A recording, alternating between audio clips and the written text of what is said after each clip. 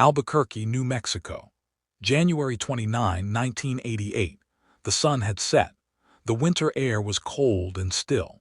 And somewhere in a quiet neighborhood, 16-year-old Spring Miller was walking with her little sister, just like they always did. But that evening, something felt different. That ordinary street, the one she had walked down so many times before, became the last road she would ever take. According to eyewitnesses, a dark-colored pickup truck pulled up near the two girls. The driver motioned with his hand as if giving them the go-ahead to cross. Spring stepped forward, trusting the signal, unaware that in mere seconds everything would change. Suddenly, and without warning, the truck accelerated. It didn't slow down, it didn't swerve. It aimed straight for them, and it hit.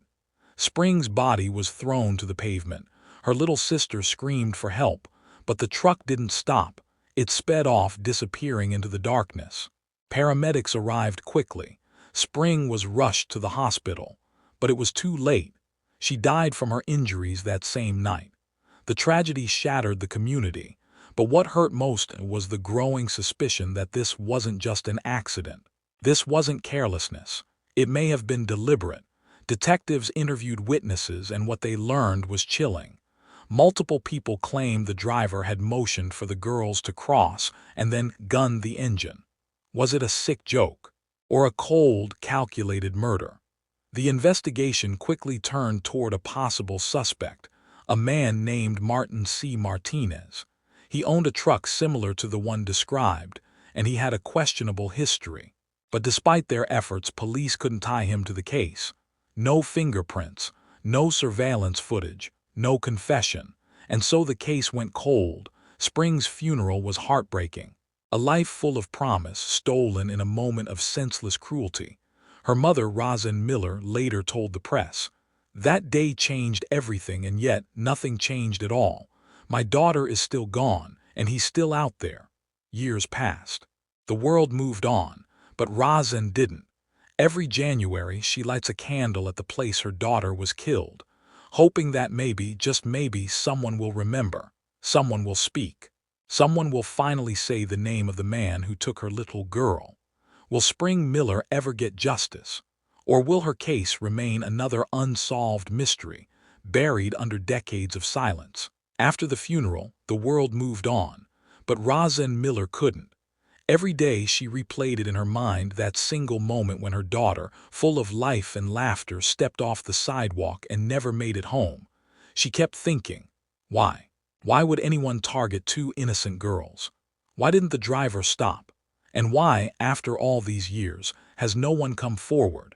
In the months following Spring's death, the Albuquerque Police Department canvassed neighborhoods, tracked vehicle registrations, and interviewed dozens of people.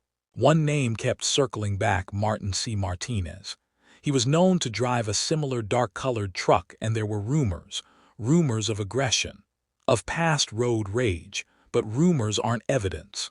And every time the police tried to link him to the crime, they hit a wall. Years passed. Technology evolved. But the case file stayed the same: dusty, thin, and unresolved. Rosin tried to push the authorities, urging them to reopen the case. She even reached out to private investigators, reporters, and eventually online forums. Still, no answers. And perhaps the most disturbing part: Spring wasn't the only one. In the late 1980s, Albuquerque saw 3 separate hit-and-run deaths involving teenage girls: Elaine Dibble, Krista Lavandowski, and Spring Miller, all in similar neighborhoods, all at night, all unsolved. Was there a connection, a serial offender, or just eerie coincidence?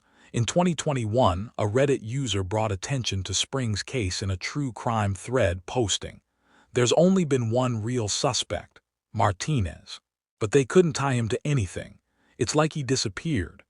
The post sparked renewed interest for a moment.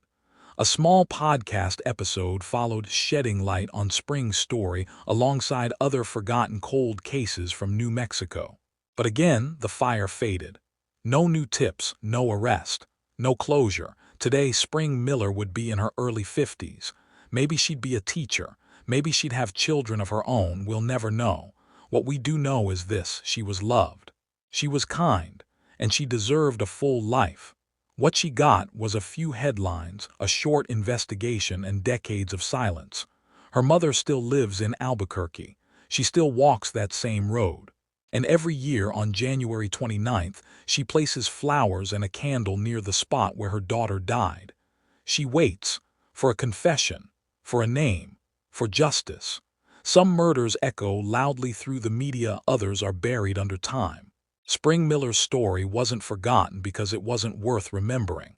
It was forgotten because no one made enough noise. Maybe it's time we change that. If you have any information about the hit and run that took Spring Miller's life in January 1988, contact the Albuquerque Police Department. Even the smallest lead could bring a family the justice they've waited decades for.